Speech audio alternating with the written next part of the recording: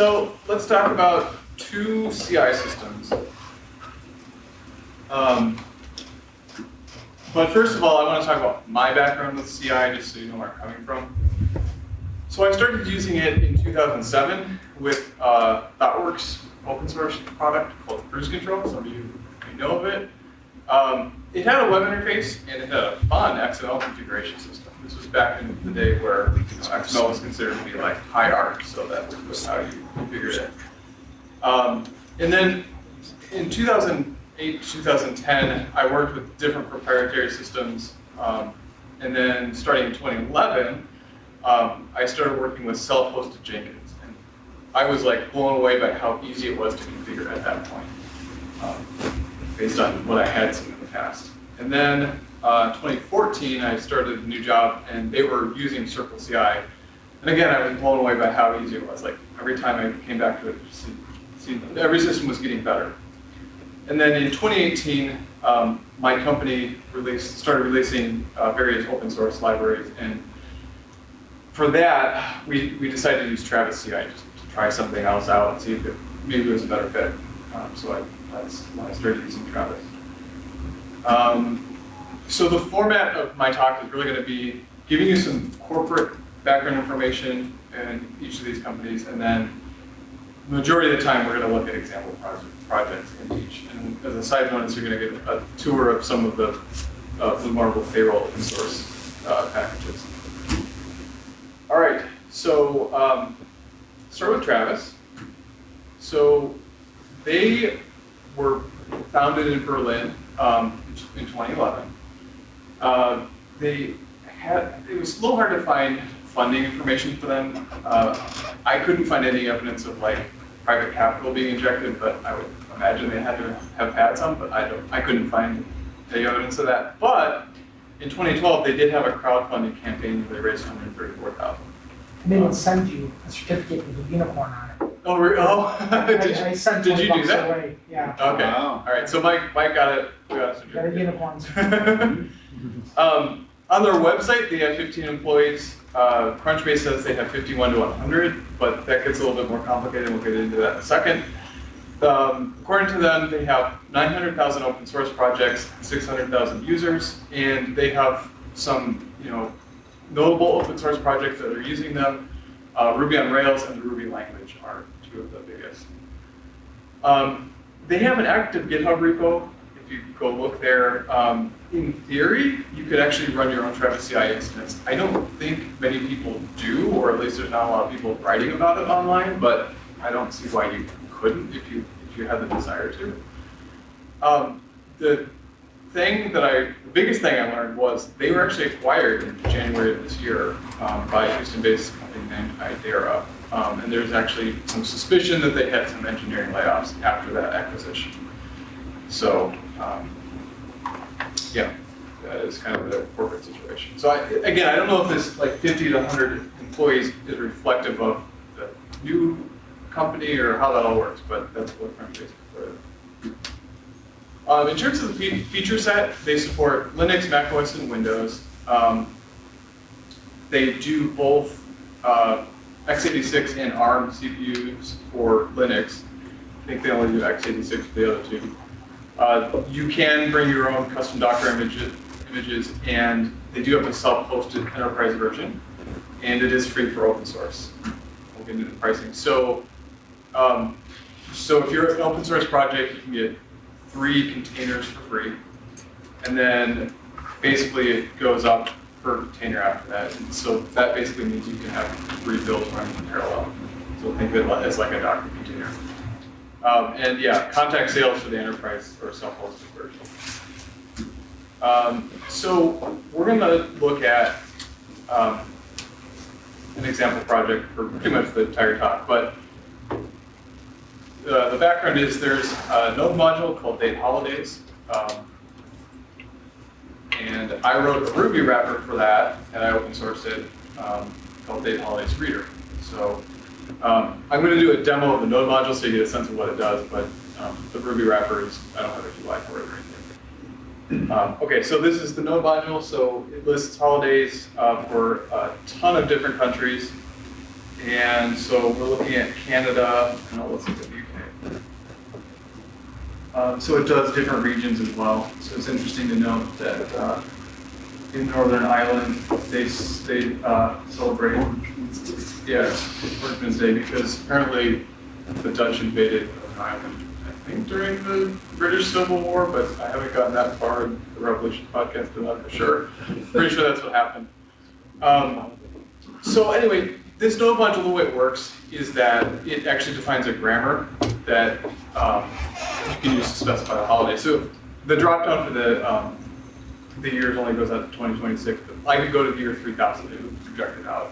So it's support for Gregorian calendar, some Jewish calendars, Islamic calendar. So it has a lot of calendar support built in, so you can define the rules for these holidays using those different calendars. So that's the way it works. So it's a pretty cool thing. I'm actually a co-maintainer, but I did not write the majority of it. So, but anyway, what I did write was the Ruby wrapper on top of that. So that's what we will be looking at for our example project. All right, so here is our first sort of simple TravisCI build. This is actually what's on master of that Ruby gem if you were to look at it now. So I'll break this down a little bit. But both of these systems, do you want me to turn on the lights? Is that hard to see? We can demo. Yeah. Video won't care. Yeah, we don't want care. You will.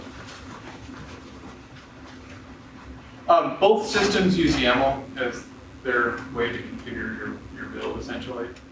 So let's kind of walk through it. So the first part is saying this is a Ruby project, and we're going to cache the bundler dependencies and the yarn dependencies. So bundler is Ruby's package manager, and since this project is a wrapper for a node module, that's why I'm using yarn, because I'm keeping track of the JavaScript dependencies with that. So that's yarn's the package manager for node. And then I am running this against 4 different Ruby versions just to make sure that it works on all those. I mean, the gem spec for this gem says it works with 2.8 up, so I'm testing all these versions. And then this is, before it runs it, it installs the bundler gem, which is, again, that package manager, which doesn't ship with some of the older Rubies. And then I have a setup script that does some node building stuff. And then, like, the actual script of the test suite is to run rake spec, which runs all my unit tests in Ruby. And then it also runs RuboCop, which is a static linting tool for Ruby, just to make sure I'm using good style and that sort of thing. So that's pretty much it. So when you actually run it, this is what the UI looks like. And let's kind of zoom in a little bit here. So this is the top. So we get a bunch of metadata about the build. This is on the master branch. We see a commit message and the runtime, when it was run, commit SHA, and who pushed the commit. And then below this is the job information. So it actually runs 4 separate jobs, one for each of those Ruby versions, and it just runs the entire suite on each of those instances. You get the runtime. So you can drill into each of those and see like the output of everything there. So if we look at how this gem is set up right now in the master branch, it's actually not ideal. So it's not ideal because the Gemfile.lock is checked. And some of you might be thinking, Gemfile.what? So all this is a file that explicitly states the exact versions of all your dependencies and all their dependencies and so on, right? So it's a snapshot of your dependency graph. So if you're used to Node, this is Ruby's version of Yarn. There's other things like this in other systems.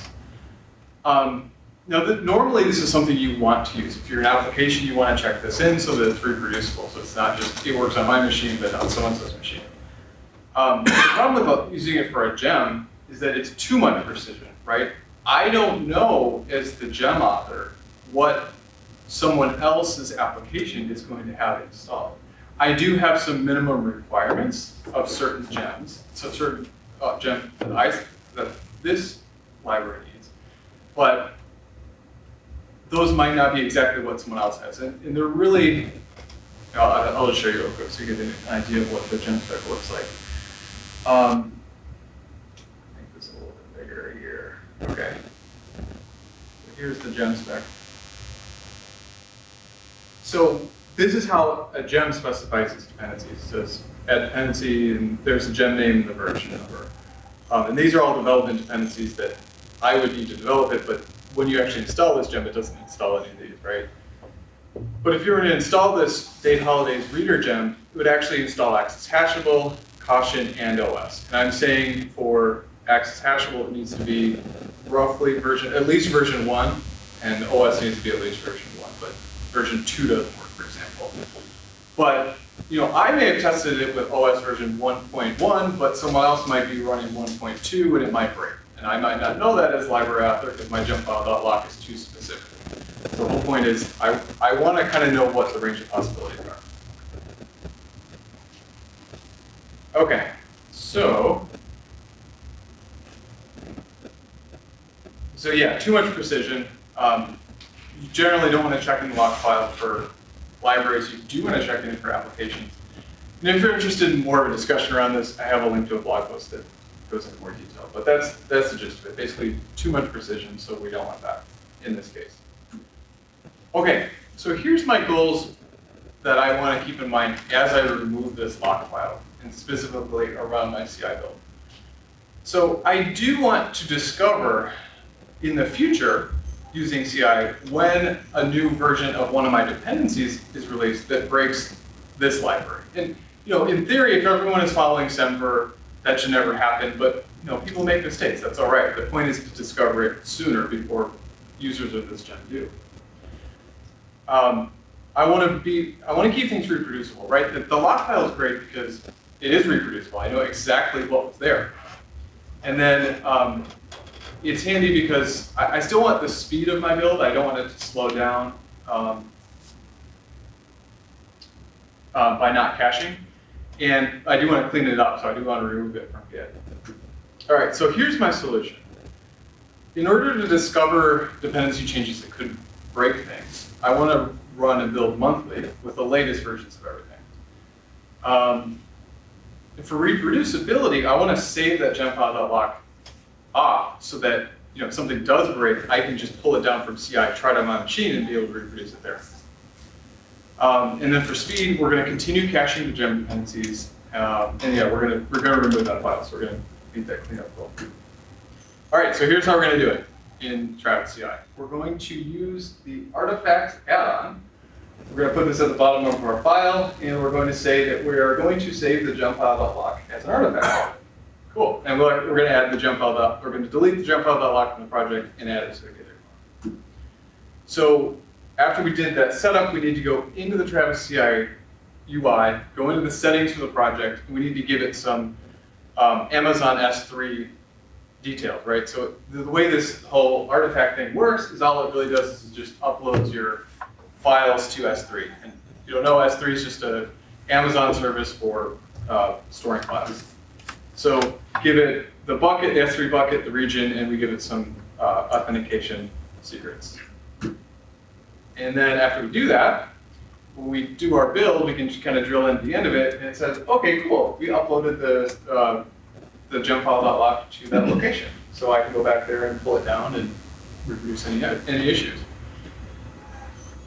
The other thing I can do is maybe in a year from now, I'm developing this gem and it isn't working locally, but it worked the last time it built on CI, so I can go back to CI and pull down that last working Gemfile.lock as well. So in general, that worked pretty well. The other thing I did is you can go into the UI and you can say run this build every month, so it runs it every month automatically to go through this whole gem process. If you remember back to one of the first slides, there was a step where I said, please cache my bundler or stuff, which is all my gems. That cache expires after 28 days, so if I run it monthly, I should be good in terms of hopefully not hitting that cache, and I do get a fresh build that pulls down all my dependencies. All right, so some pitfalls around this though. I wasn't thrilled with it. It sort of worked. Right, so there's no organization level variables in their UI. All the variables in terms of the S3 stuff, you have to specify it on every repo. Which, if you're just developing a few open source things on your own, probably not a big deal at all. But my company has 29 open source repos. So if we want to rotate our credentials, I'm going to have to write a script to do a lot of manual work.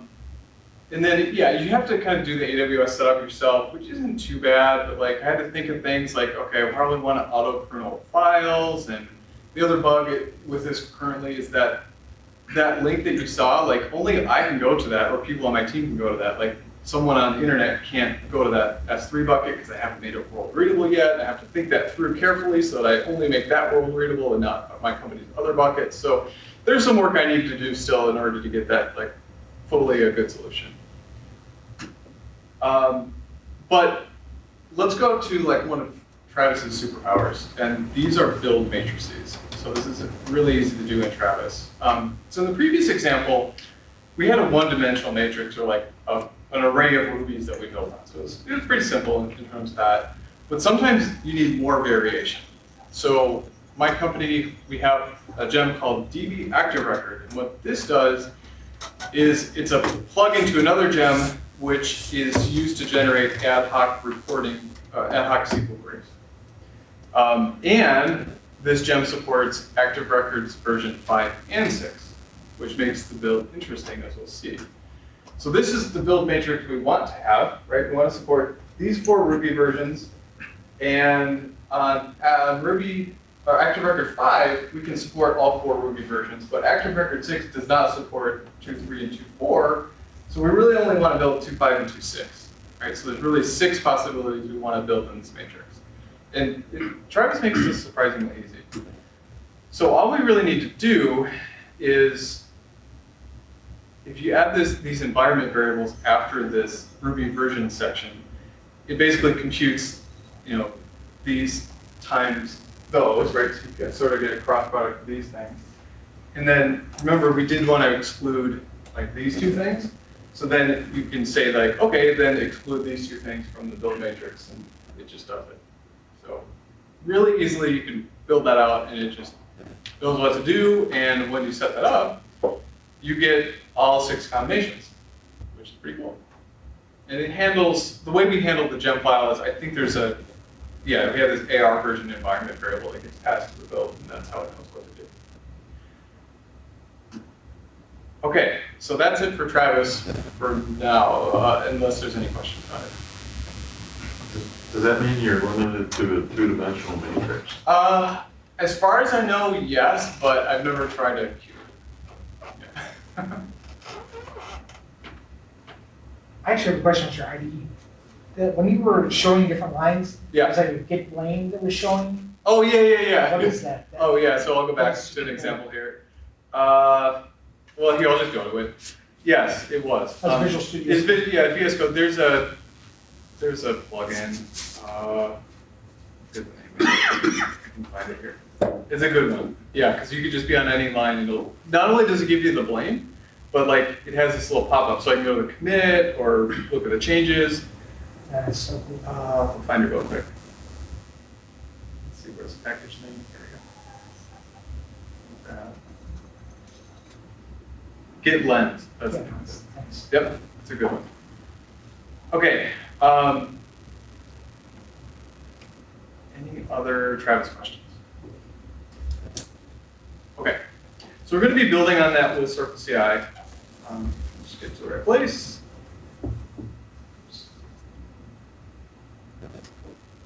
Oh, I have a question actually. Yeah. So is it possible to like limit which branches and things are built? I believe so, although I've never done that with Travis. Okay. I've done it with Circle, but haven't had the need for Travis. I think in the UI you can specify that. I'm pretty sure you can. Okay, now let's talk about CircleCI. So my background with this, just to dig into it, started using it in 2014. It was really turnkey back then, but like I said earlier, like it's the easiest CI system I'd ever used. So I changed jobs. I'm now working at Blue Marble. So I got them set up with CircleCI in 2017. And that was around the time they're switching versions, which I'll get into more. So about the company, they were founded in 2011, again. They're a VC-founded Valley company. They've had $115.5 million in investment. And about a year ago, my YouTube stream started getting bombarded with their ads, and they were like high-quality produced ads. And I thought, they must have gotten some cash. Yeah. So they have money to spare in terms of advertising budget, at least. They have 250 plus employees, and according to them, they have 2.5 million monthly open source jobs.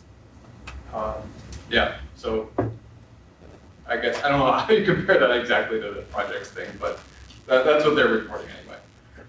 So, so their feature set, it's bigger, right? So they support Linux, Windows, iOS, Android.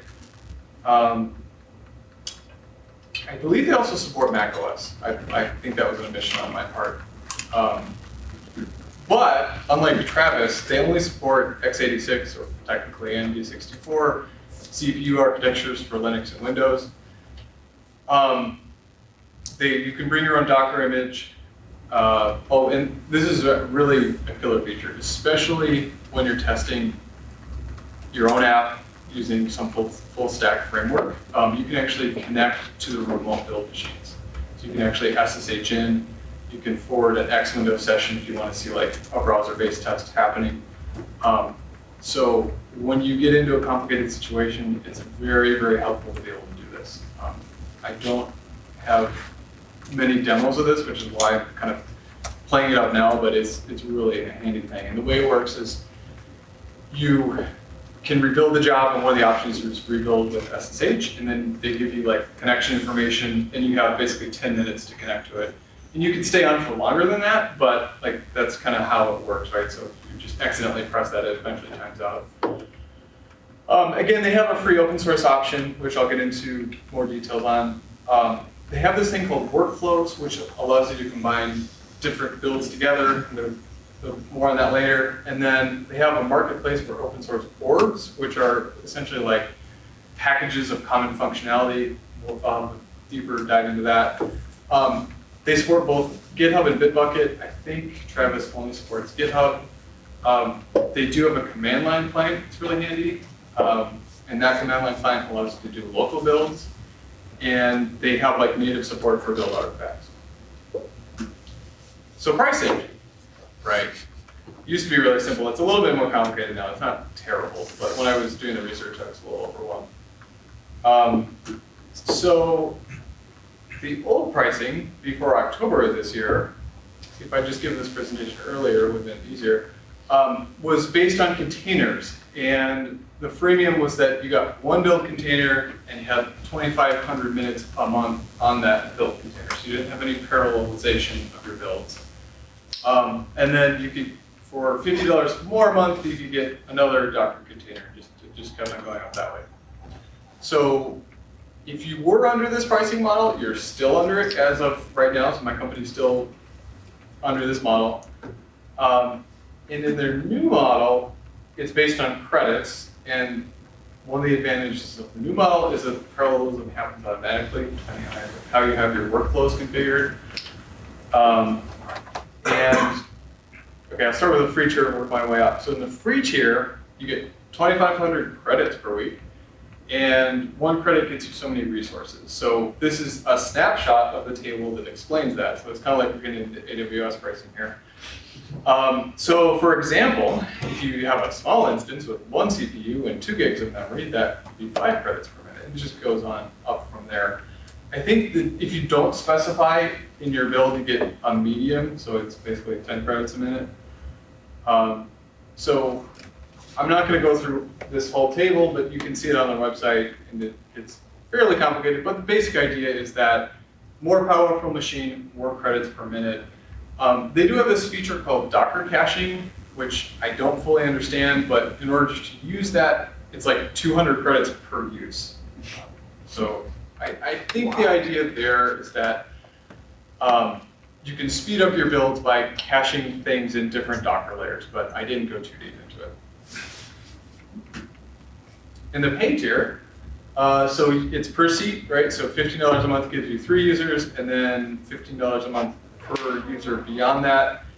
That doesn't give you any credits though, so you have to pay $15 per every 2,500 credits. So if you have a small team of 3 people, you're paying $30 a month for the 3 users and the 2,500 credits. Credits do roll over for 1 year. And then for open source, it's more generous. So apparently you get 400,000 credits for Linux containers per month. And if you ask them, they will give you 25,000 credits per month for Mac OS builds.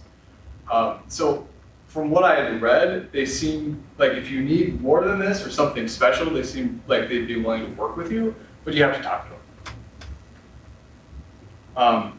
Interesting thing to note, my company's open source repos are not given 400,000 credits per month. And I before the presentation, I didn't want to go into the settings and like change my billing preferences and fear that I would mess it up. But I think if I do that or reach out to them, they'll, like I'm on the free tier right now, so I think if I ask them, they'll give me the 400,000, but I don't need it yet anyway. Okay, so version 2, I kind of touched on this a little bit. So when I first started, it was version 1, and the nice thing about version 1 was that they would take a look at your project and they would say like, oh, I see a gem file.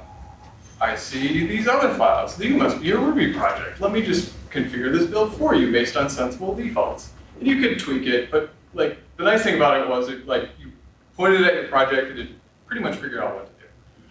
Version 2 is not that, but it is very flexible and powerful, but it is more complex, right? And they actually sunsetted support for version 1 in the fall of 2018. So let's look at our first CircleCI build, again, using that same Ruby gem. So we're using version 2, right? We talked about that. So we have a build job, and you have to specify the Docker image. So in this case, we're using a certain version of Ruby, and it also has Node there because for this project I need Node as well. Buster, that refers to the version of Debian which uses Toy Story characters as the name. So you can go to their Wikipedia page and figure out what that is. This is basically the latest version that's out. Notice that I'm using a CircleCI image. You don't have to. You can use your own image. They do provide convenience images for you though, so it was convenient for me to use this combination, so I did.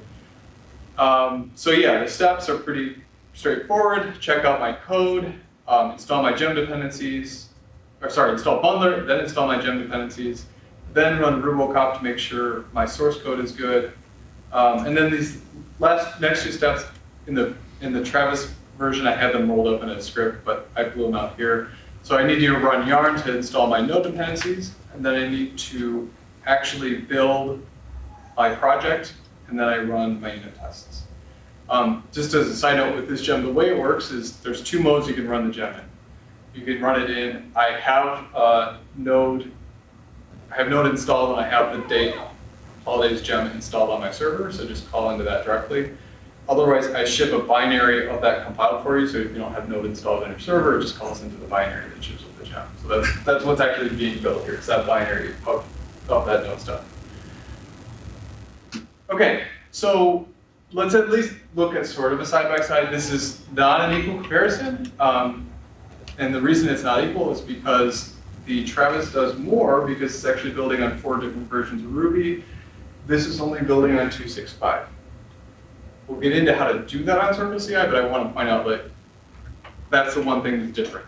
Oh, the other thing that's different is this CircleCI build is not doing any caching of node modules or gem dependencies. All right, so what does the first build look like in the UI? I'm actually going to go here. The screenshots are mostly if the internet broke. So, so what it looks like, there is a new UI that I'm not going to be showing tonight, but it's there. It's not quite baked in my opinion. So again, you have your basic build metadata, and then it just shows you the specific steps. You can drill into the steps and see what the output is. Let's go to something a little bit more interesting. So here's my test output. And then if something fails, it'll be in red and it'll expand that step for you. We'll get into more of these tabs as we go on, but there's a lot that's going on there too. So coming back to this. Yeah, so we looked at that. All right, so let's dig into some of the features. So the local operations are super helpful. So there's a command line interface that you can install, so it's the CircleCI command. So one of the things that's really handy is you can say CircleCI config check, and if there's something wrong with your YAML file, you'll know before you push it up to the server and the build fails, right? So we'll catch obvious like syntax type things. You can also run the entire build locally. So if you say CircleCI local execute, it'll actually go through the same exact steps that I showed you in the UI. So it'll be handy as well. And it actually like literally downloads Docker images, runs every step. But the bad thing about this is that it does ignore the cache. I'll talk about the cache a little bit more later. But if you are using caching, these local builds are going to be slow because it ignores that. I wish it didn't, but it does. Yeah, so speaking of caching, let's talk about that. So their caching system is fairly complex. It's all based on caching keys. So you can define your cache keys based on these things, right? So you can check some of the files, you can use the branch name, you can use the build number. You can use the revision from version control. There's a set of environment variables you can use, but these are like only the CircleCI environment variables. You can't use an arbitrary environment variable, which is a little confusing. You can include build parameters in this, which I'll touch on more later, a timestamp, and then the system architecture, which is basically the OS plus CPU type. So you can see that they want to support some more CPU types because they even mentioned it, but right now they're just, at least for Linux, only x86. These cache entries do expire after 30 days, so it's basically a key and then a zipped up directory. That's the way these things work. So let's add caching to the Ruby gem dependencies for this build. So the checkout is the same. What I'm doing in line 17 is I'm actually saving the Ruby version to a file, and I'm using T to print it out as well so I can see it in the output of the build. Now, again, I can't just run an arbitrary shell command. Sorry, let's back up. So the first thing is we're going to try to restore the cache. If we find a hit with this key, then we'll try to download it.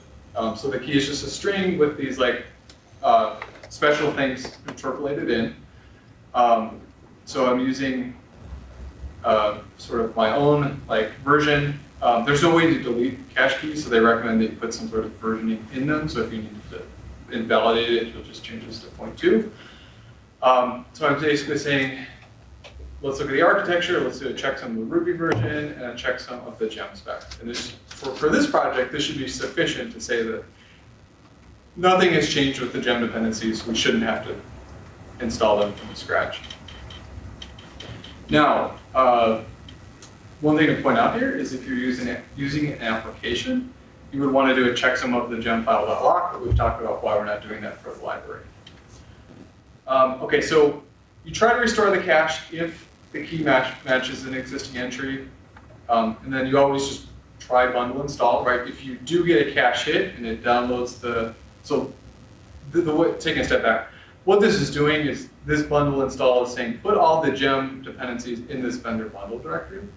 So if there is a cache hit, it'll basically download the cache, unzip it into vendor bundle, and then this bundle install is basically going to say yep, everything's there, and it's going to happen really quickly. And then what you do at the end is you say, okay, we've gone through this work of building this stuff up, so now let's save it under this key, and let's upload everything under vendor bundle, right? So that's kind of how it all lines up. So your first build would prime the cache, so this is that first build. So if we look at the restoring cache step, it says no cache is found for this key, and you can see the key kind of exploded out there. And notice that this bundle install takes 16 seconds, right? Because it's actually doing stuff. But then it saves the cache because it's new. Build number 2, this time it has found a hit, so it downloads a 16 megabyte zip file, it expands it into vendor bundle. Now look at this bundle install only takes 2 seconds, so we did save some time. And it isn't going to save the cache because it already knows that it exists at that key. So very much do it yourself. One thing to note about this is that you don't have to do this yourself every time. There are these open source orbs that do this for you. I'm just really picky about this, and I've looked at the ones that are there for Ruby caching, and they don't meet my specific needs. They do a decent job if you're just doing an application where you do have that Gemfile.lock. But for what I needed, I'm kind of rolling my own. I'm planning on creating an open source orb out of this, but I haven't done it yet. Okay, so the build array. Remember, in the TravisCI version, we were building on 3 or 4 different versions of Ruby. We're going to do the same thing here. All right, so we need to take a little digression and talk about workflows in CircleCI, because that's how we're going to do this. So right now, up till now, we've just been dealing with one particular job. And on this image, it would just be one of these boxes. So workflows allow multiple jobs to run. They can be sequentially or parallel, like these two are parallel, obviously. And if you want, you can even have a manual, human intervention approval step. So if you wanted a human to actually press a button to deploy it, you could do that with workflows as well. I've never done it, I just know it exists. So here's a fairly complicated one from their documentation. Okay, so we're going to use this for our multiple Ruby versions. And the way that we're going to do it is we're going to parameterize the Ruby version number in the job, and we're going to create a workflow to create 3 jobs in parallel. So this is how we're going to do it. First step is we need to do the parameterization. So in our job, in our build job, we're going to say we have a parameter, and it's Ruby version, and it's a string. And then in our Docker line where we install our Docker image, we're actually going to put that parameter in here. So it's just going to pull down whatever image is identified with this Ruby version. And then we're going to add a new section to the bottom of our YAML file, which is called workflows. So we're basically going to say, okay, we're going to run 3 jobs, and I gave them names just so it's easier in the UI to see.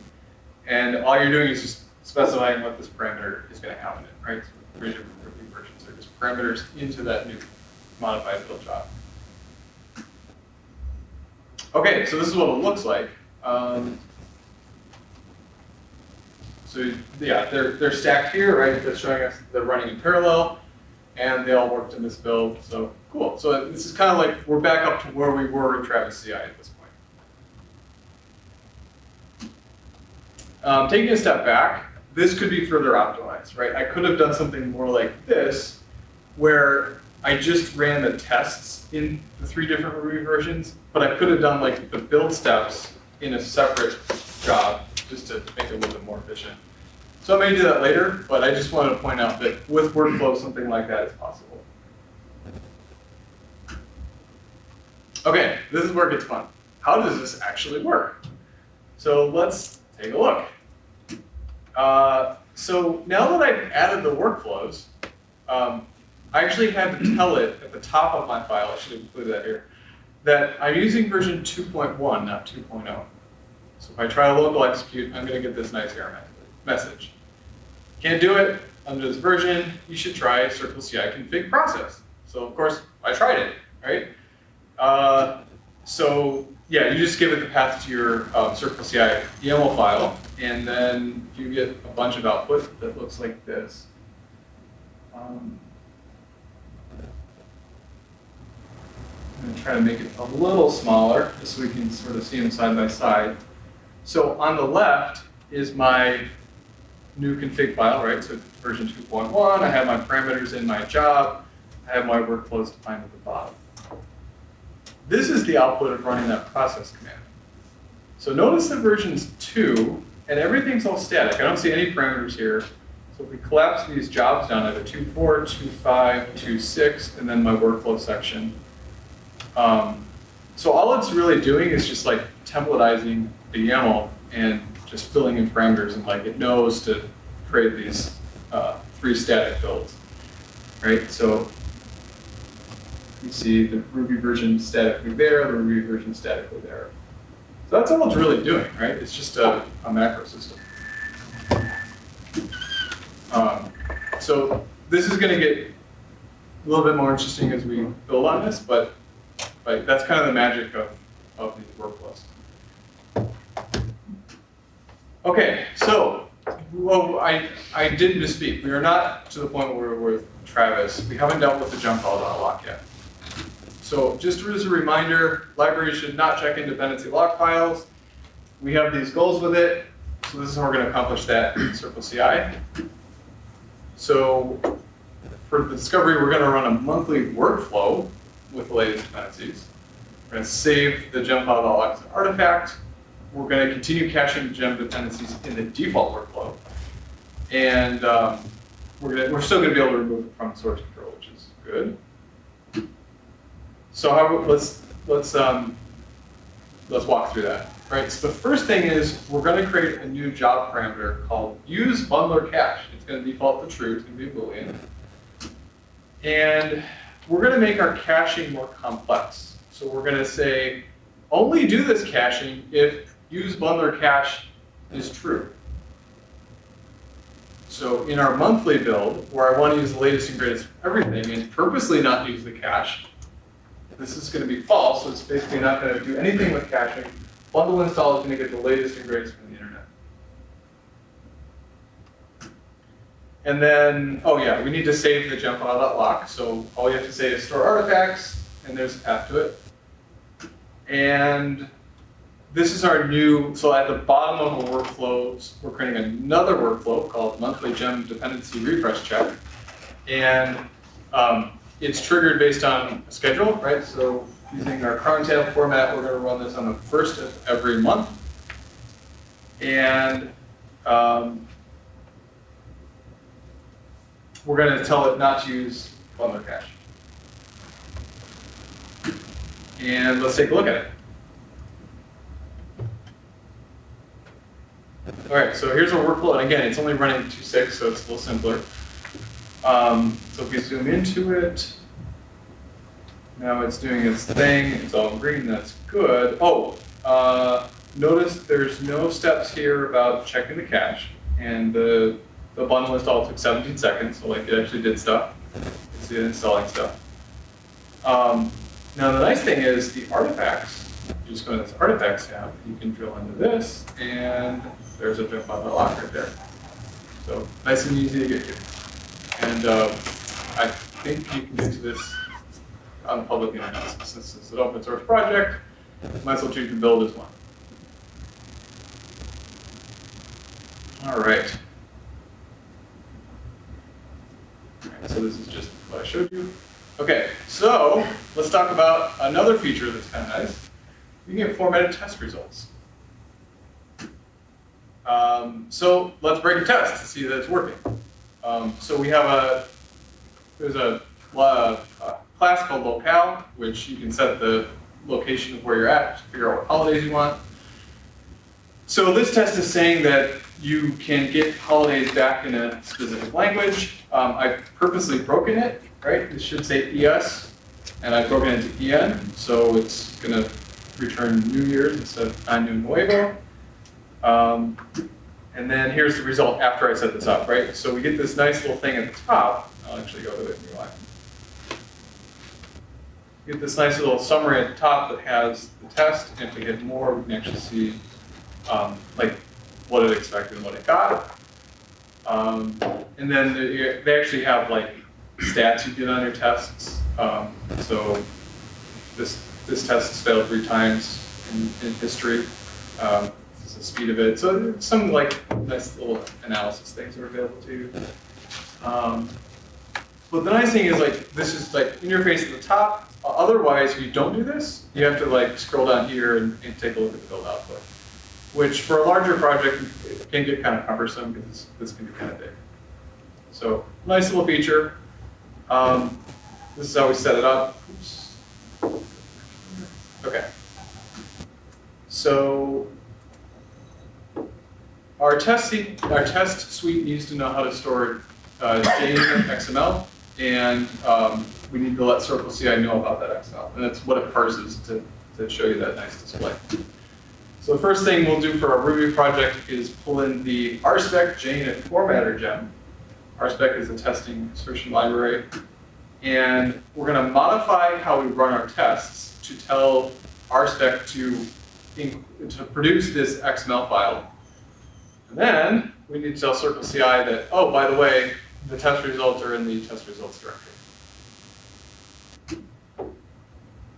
And that's all that's to it. One thing that's annoying about Travis is that this was requested back in 2011, and if you go look at that issue, it is closed. So on your face there.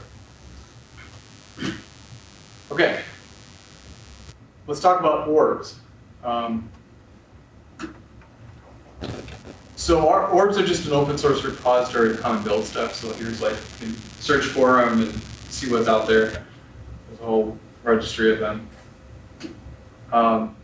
What I'd like to show is something that I built. So I have a simple orb that notifies Microsoft Teams of the build status, right? It sends a little message that says it succeeded or it failed. Microsoft Teams is Microsoft's answer to Slack.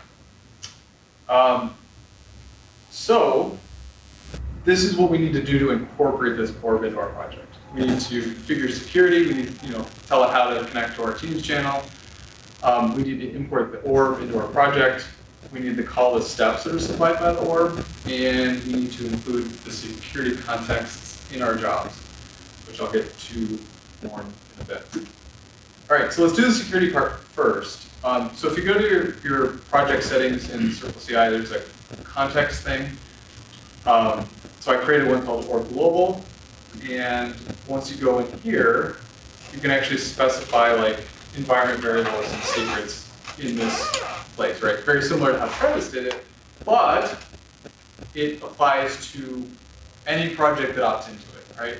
So for all my 29 open source repos, when they get converted to this, when and if they do, we'll just all opt them into the security context. If we need to rotate the MS Teams webhook URL credential, we'll just do it in one place.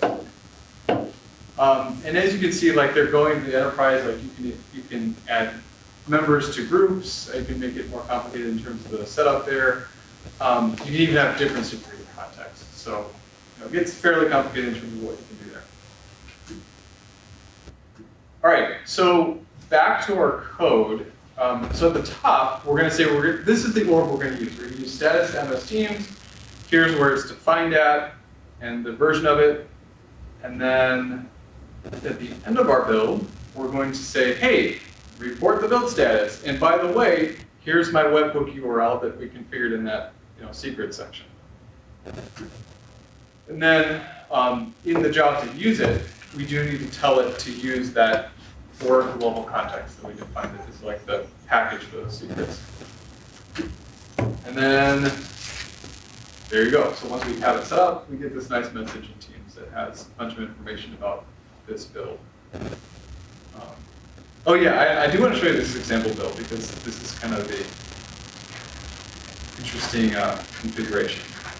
So remember the blown out version of the file, like this thing over here, where it was like compiled down with all the macros applied. So you can actually get that in the UI. So if you go to configuration, you do the same thing. So so our last version where this was all blown out was 72 lines of YAML. This is like 400. Because what it does is it literally inlines that orb into your test, which I'll show you in a minute, but just to see the length, we're 418 lines of YAML, so it's doing a lot. Did I mention version 2 is more complex than 1? Anyway, so we take a look at this. Again, we have our Ruby 2.4, Ruby 2.5, Ruby 2.6. That is repeated 3 times. this stuff up here is pretty much what we had, right? We're dealing with some caching, we have some build steps, we have our RSpec step, but this is the orb, right? In our config, it looked like, check out the right version here. In our config, it looked like make the call to the orb, right, and pass in this secret.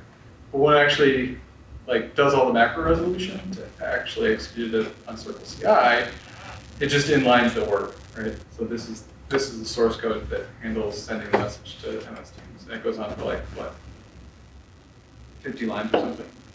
So like every one of these builds is now 103 lines long-ish. So I mean, it's complicated, but I guess, right, if we look at the source code, it's a little bit higher level at least, right? We don't have to get down to this low level until we really want to. Yeah, so that's how the orb actually works. And thank you. And if you live in McHenry County, please take the broadband survey, which you can go to this link, or you can just, that's the same thing, QR code form. So there's a nonprofit that wants to bring community fiber to the county. So you can help them out by taking the survey. Now you have me curious. Any questions about CircleCI or any of that stuff? If you run local, does it use your credits? Does not use your credits if you run local.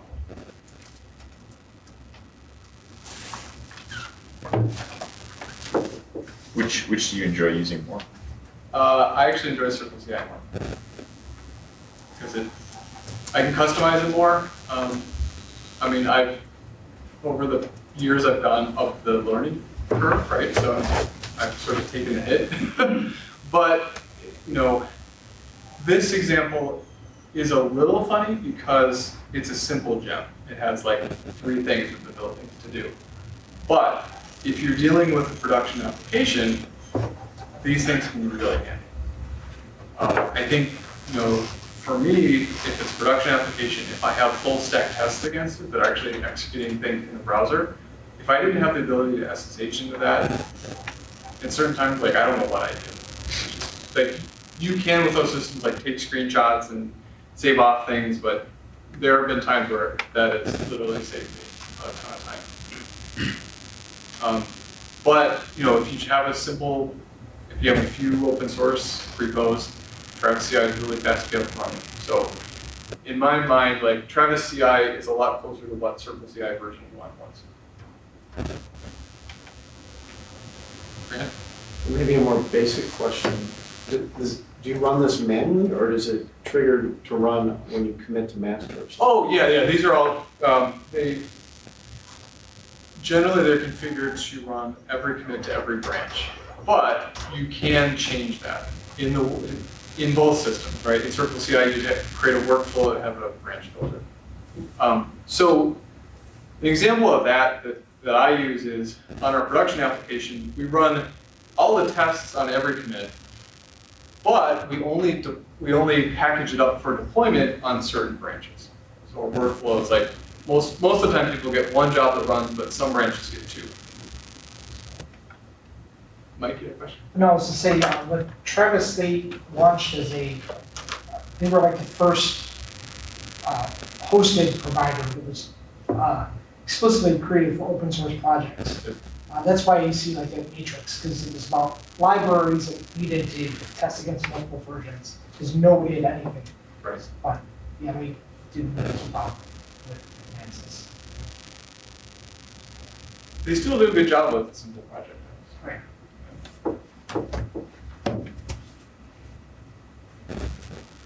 All right.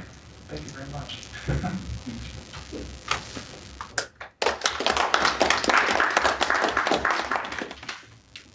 So yeah, along with a very minimalist format. Has anybody heard of GitLab?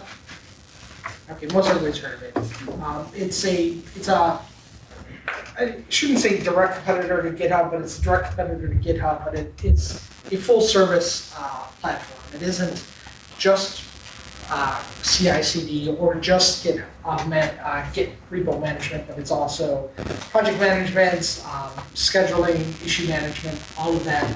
And it comes in a couple different flavors. You can have it has an enterprise edition version, which you can pay money and host it yourself on your own hardware. You also have a community edition, same thing, except it's a little bit more pared down feature set. They have a hosted solution, which also does include some CI capabilities, but mostly it's basically a complete solution for everything from doing the equivalent of CircleCI to managing your day-to-day project needs. But it's a lot more integrated. So there's my motorcycle stock image. It's great. So they work through a couple different concepts. They have the concept of a pipeline, which kind of like what you're seeing with the workflow in CircleCI. You're going to have a series of steps result in an artifact being generated. Their term is pipeline, but it has a much deeper integration. You can use GitLab to just do the CI. So if you have, let's say, a GitHub repo, or you have some other internal projects, and you wanted to host your own, something like you used to be able to do with Jenkins, you can do the same thing with GitLab, where it can pull in and sync the projects in, so you can just do the CI builds. Configuration is stored in YAML, so if you looked at Travis, CircleCI, everybody does it now. You have a YAML configuration right inside of the repo. The point of that, though, is for keeping the build scripts in sync with your code. Back in the old days of Jenkins and things like that, you had to have all your configuration in some UI or team runner or cruise control. That would be an external configuration outside of your repo. So if your project changes significantly, well, now you got to go over here and mess around with this script, but you want to keep, let's say, 2 versions of your project on. So now you have to have 2 versions of the script that you're maintaining over here in 2 versions of the repo.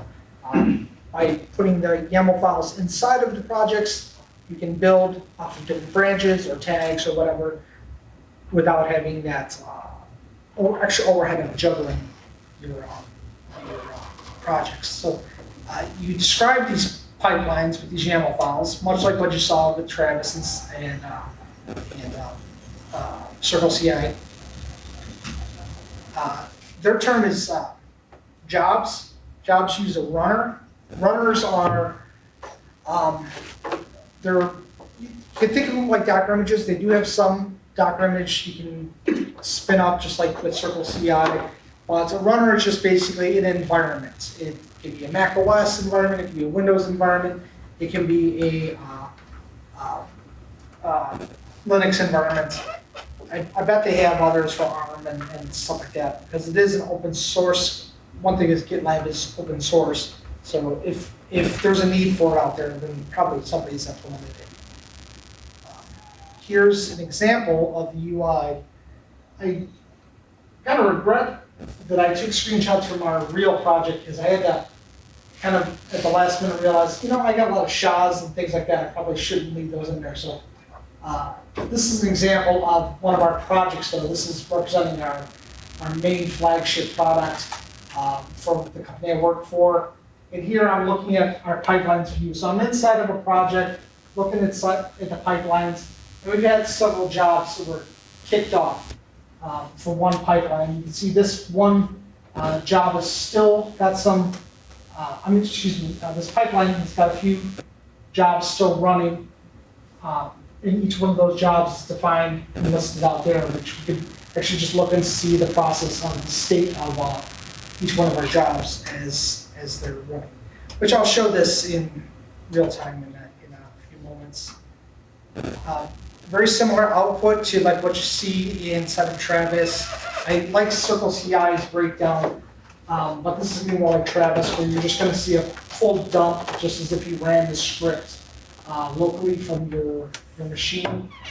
Here you can see it's running with GitLab multi-runner, which is like just kind of a generic runner interface, and it's running our steps, calling the repository, checking out the shop for the branch that we're working on.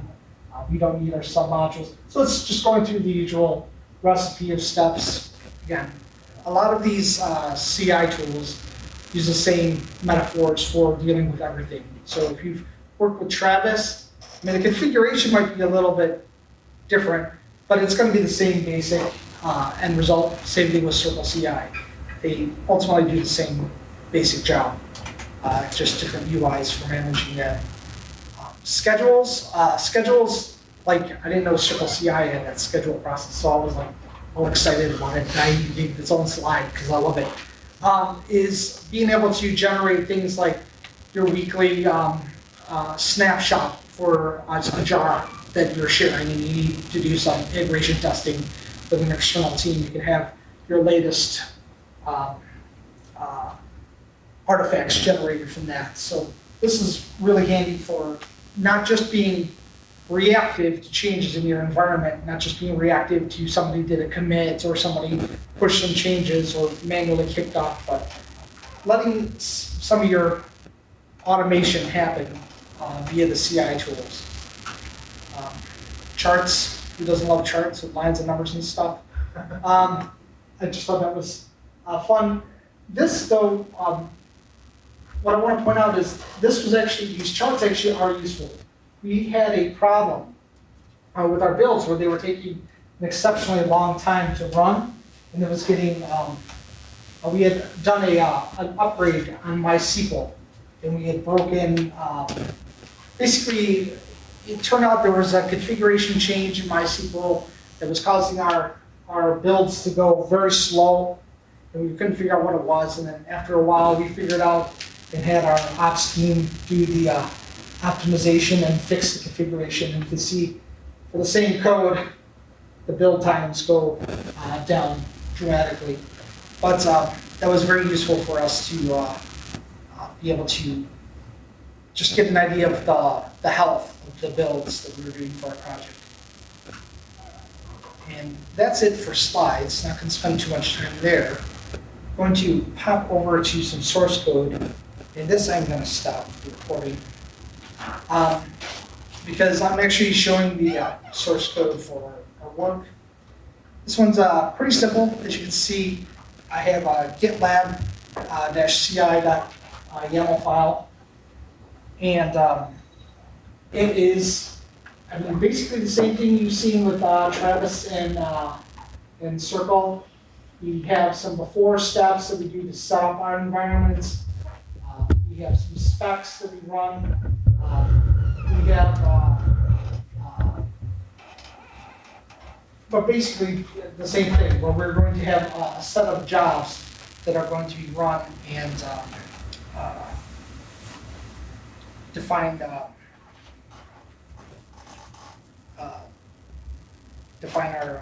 our build output.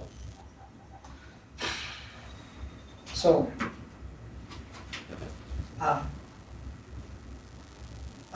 one nice thing about that I like about GitLab versus working with just CI and tools like CircleCI and Travis is that you have so many different places to go. If you want to see the state of my latest merge request, they like to use merge requests. It's called pull request in GitHub. But if I want to see, how my build is going for my merge request, I don't have to go to another tool and another site or hope that this provider has some kind of integration to show me some status. Because this is a kind of a one-stop shop solution, I can see everything about the state of my project just by navigating into it. I can go into my repo, I can see work that's been done, I can come down into my CI/CD build, I can go into a merge request, I can look at, let's see, some special log functions are coming up. there's nothing going to be in here that's going to be inappropriate to see. But I can see I have a merge request here. I have some checklists, just like you would on GitHub. But down here is where it gets interesting, is I can start to see a request to merge. I can see the pipeline is passed with warnings. I can come over here, I can click on this icon to see which of the jobs for the pipeline that's being executed for this merge request. I can drill into that. I can jump down, I can see, okay, this one failed with exit status 1. We've been having some problems with our Webpack configuration, but that's not a deal breaker for this particular merge. So that way it was just marked as being passed with warnings. We're not going to stop because of this specific job. I can kick off, I'm not going to do it right now, but I can kick off other manual steps where if you wanted to push the development or staging, you can kick those off right from here and watch those as they process. Come over, and I can see also all of my history of the different jobs that have run for this project. I can see what's running right now. I can see what's passed, what's failed. They do have the ability to, if I have a running job that's failed, I can SSH into that job, which is very handy. They have the same basic features of being able to cache artifacts, bundler, node, npm cache, all that stuff. One thing that I've not dug into at all though, but we're hoping to do, we have our own cloud host that is provided, that we lease, that's called Mojo Host. They have OpenShift, and that's what we use to deploy and build out our VMs.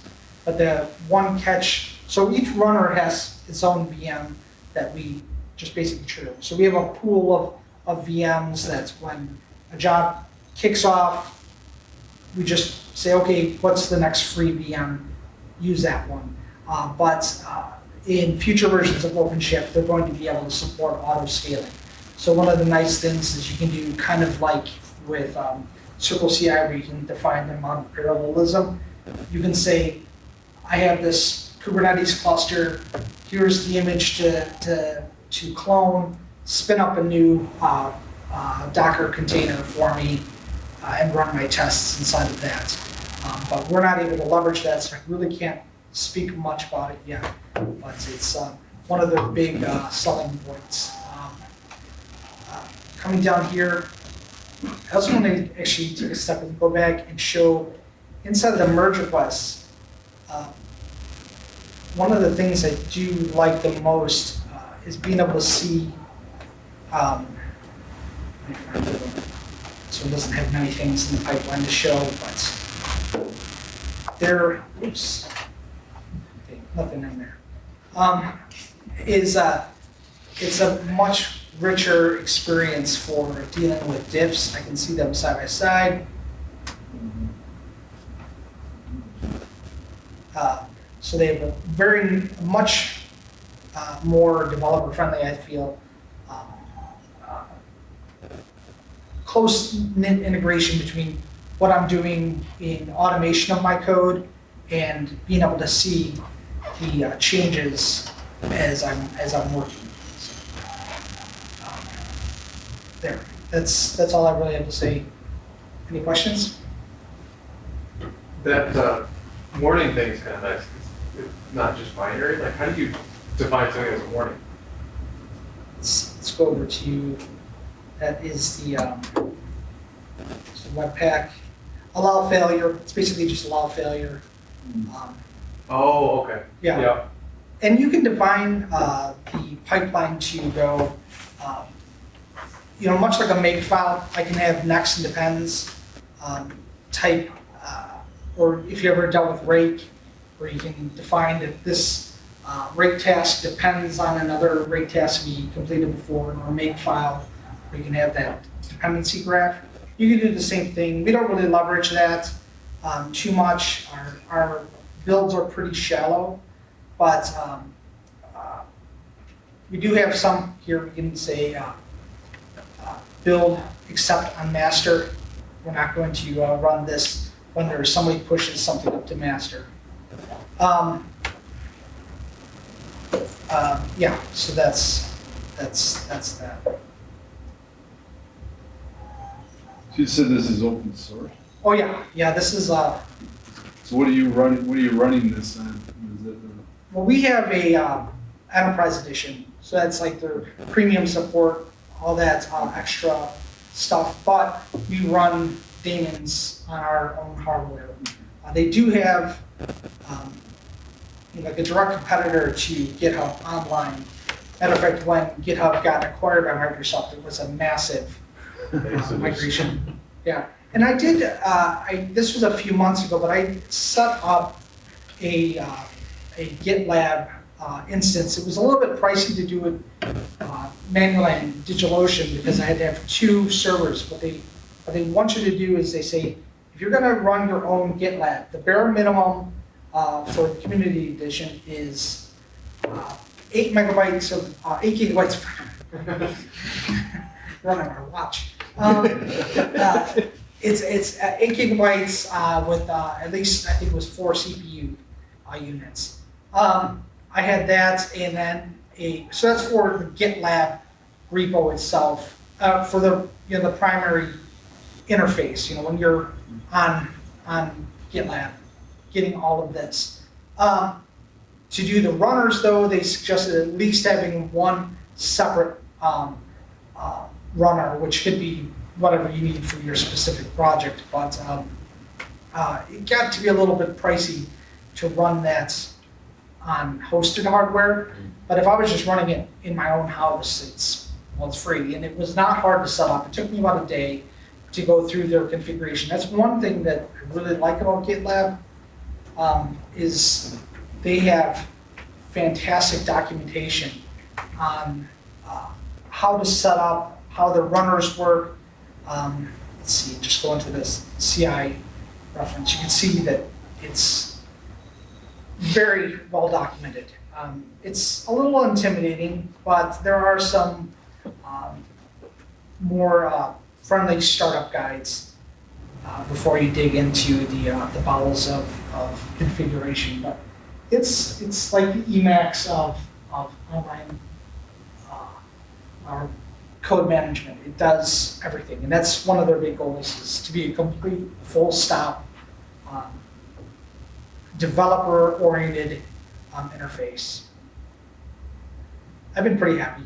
This working at SK has been my first time using GitLab aside from own personal experimentation, and it's just continually been impressive. And they're always pushing out patches. We actually have to kind of gateway our upgrades because we were pushing too far too fast, and it was like every other day we were getting an update. So I don't know what version we're on right now, but we're just a few behind. But it's they also have a pretty interesting community that you can complain to and make not just complaints, but you can contribute to. GitLab repo. I've gone in, like, for one thing that I have a gripe. They have snippets, and snippets are great. I mean, we all use gists, right? Gists are fantastic. But the thing about gists is you can have more than one file. So if I'm saying, oh, here's an example of something I'm doing, and it's got a SQL file and a bash file, I might have that instead of one gist, but there's 2 files. Unfortunately, with GitLab, they only support 1 file at a time. But after much nagging and pleading and complaining on their issue board, they finally agreed to add multi-file gists to their, or multi-file snippets to their primary offering. So yeah, it's been a pretty easy, especially if you're used to GitHub, to transition over to GitLab. So the for money services are for GitLab.com? Well, you can pay for the enterprise edition, but like what we're looking at here is they're hosted. This is their managed, self-managed. This is what we use. So we have the premium, I think it is. So you can see it's just $19.99, $19 per month. But where we make our savings is by running our own CI servers. We already have our own infrastructure, so we just run our own CI servers. We're not bound to how many instances. We already have more capacity than we were using, so for us it was just much cheaper to go this way. But even if you do start off with their free edition, they do offer 2,000 pipeline minutes per month. So if you just wanted to get started, I don't think it matters if it's public or private at that point either. So the GitLab source code that's open source, you can download that. Is that modular? You just want to start with a repo? I'm sure they, and not have all the added features of a CI or CD. like for me, all I did was when I set up their instance, let's see, I think all I had to do was install, I ran this script that bootstraps the environment for you. Let's see where that takes us. Let's see where the repo is. They probably have an installer that is in there somewhere. Yeah, they actually have it, it's bundled up through a app package. But I'm sure their source code is somewhere out there.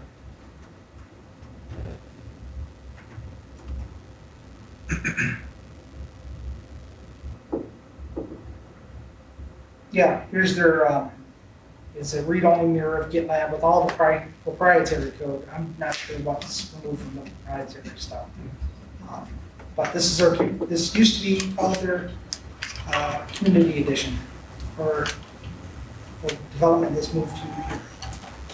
Okay, yeah, so if you go to GitLab-org, GitLab, you can get to the lots and lots of source code. So, any other questions? Do you know, so a long time ago, back in 2009, I used an open source product, GitLab HQ. Is that the same thing? I don't know. Okay. Probably, because probably somebody would have sued somebody. Yeah, it looks like it. Looks like the mirror now. Yeah. It's community edition. Yeah. Yeah. So yeah, it's the same. They probably just rebranded at some point. Yeah, it's super easy to get started, but a little bit pricey if you want to self-host. Playing around with it in the free version is worth checking out, and they do have a migration.